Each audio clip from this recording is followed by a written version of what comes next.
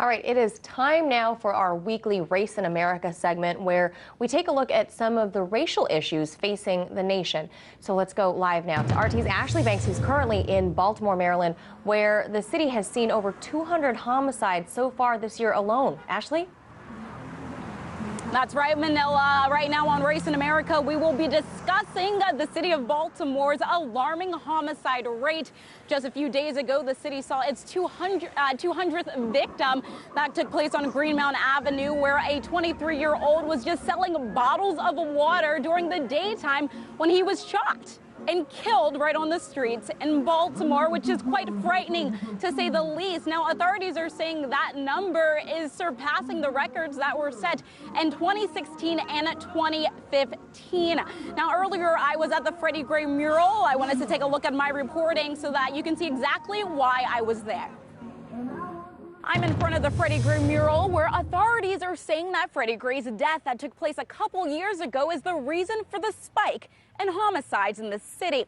Now, in 2016, the city saw 318 homicides, and in 2015, the city saw 344. In 2016, the city saw its 200th homicide on September 2nd, and in 2015, the city saw its 200th homicide on August 10th. 2017 saw its 200th homicide in July. Experts say the city may be headed to a record homicide rate by the end of this year. Baltimore Mayor Catherine Pugh has said, quote, over 600 shootings in less than a year in our city, and something has to give. And so we are trying to protect the citizens of our city and make sure that we curb the violence in our city. According to the Baltimore Sun, Baltimore Police Commissioner Kevin Davis is trying to combat the gun violence and has deployed 150 officers and supervisors, placing them on teams called District Action Teams, where officers and supervisors will strategically be placed in each of the city's 9 police districts in order to cut down on the violence. We spoke with Baltimore City Police Department spokesman TJ Smith, who lost his younger brother last month to gun violence. Take a look.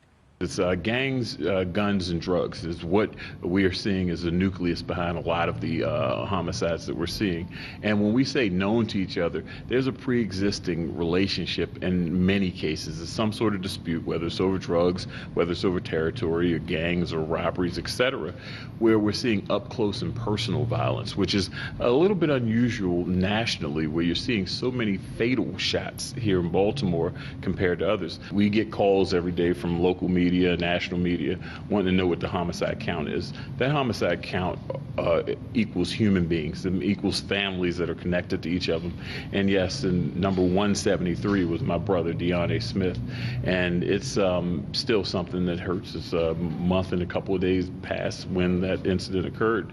And it's tough, but as I've done since I've been in Baltimore, I'm a mouthpiece for not only the police department, but for the community and for the victims of violent crime. Many residents in Baltimore want to see an end to violence, which has led community activists to push for a 72-hour ceasefire starting today.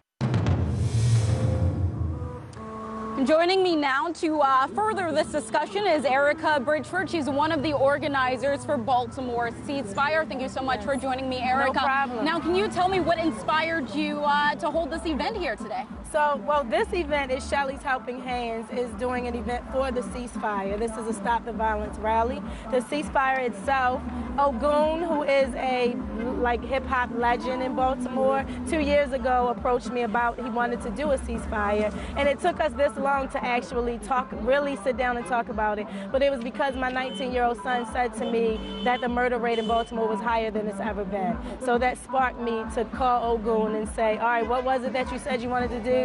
And so his idea was that everybody should know, and my other half of that was that everybody should celebrate life. And so we moved forward doing it that way, that it could not be about one person or one organization. It had to be about Baltimore owning that we all want peace and we all are calling a ceasefire. And this is very important because, as we mentioned earlier, over 200 people have been shot and killed in this city so far in this year, and we still have a few more months left in the year. That's right. Now, earlier we spoke with the Baltimore Police Department spokesman, TJ DJ Smith, and he was letting us know that a lot of these shootings and deaths are related to gang activity. Would you agree with that? So I'm not involved in the shooting, so I can't tell you where it's coming from. What I do know is that America is an extremely violent place, right? This is one of the most violent places on the earth, and the structure of it is designed to keep some people at the bottom of that structure. And so when you teach that violence is power, of course the people at the bottom of your structure are going to use the same strategies to gain their power that they see people at the top of that structure doing. And so whether it's gang violence or people just having arguments and not knowing how to deal with their conflicts, when people feel disempowered, they're going to go with violence, and violence is America's culture. That's interesting that you say that. Do you believe that residents here in Baltimore are hopeless or just don't value life? Well, you know what? I thought that people felt hopeless until this happened, right? So it dawned on me that I was doing a lot of work to try to bring peace, and I still go to 3 or 4 funerals a year, and that's heartbreaking. So how must other people feel? We all probably want to do something about it. And even the people who are involved in violence, nobody loses more of their loved ones than they do. And so what we found is that people still had a glimmer of hope, and they want people to at least try to do something from the ground up. Now, in your opinion, do you believe that Baltimore doesn't do enough to educate its youth and to afford its youth opportunities in order to stay off the streets and to succeed and do things worthwhile? I think that there are systemic problems all over this country, and Baltimore is not immune to that, right? And so absolutely there are things that happen with our education systems and with art and with music and with not having places to play and all kinds of things. And we as a country, we believe in policing. We don't believe in healing and creating people to understand how to stand in their power and what their self-worth is all about. That's what we don't do. So we snatch from them. And so when they feel worthless and think that they're just going to live and die in the streets, then we blame them for feeling that way and for acting that way without ever taking responsibility for the systems we have created that cause them to feel that way.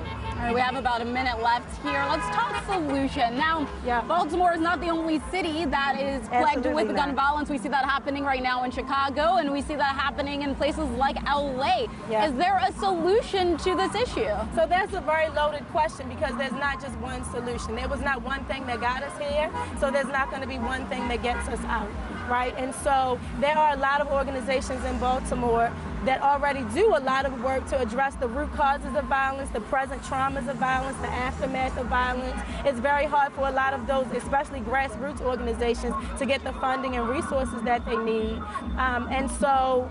But if we all stop doing that work, we would see how much those things have been helping, even the little bit that we're able to do in this city. And so I think that the solutions are about everybody figuring out what is it that you think is an injustice in your community and what can you do about it. Don't just sit around being mad about what somebody else isn't doing. What role can you play in trying to address whatever you think is an injustice? All right, thank you so much, Erica. That was Erica Bridgeport. She's one of the organizers for Baltimore Ceasefire. That does it for Race in America. I'm Ashley Banks. Don't forget to follow me on Twitter at AshleyBanks_RT. Back to you, Manila.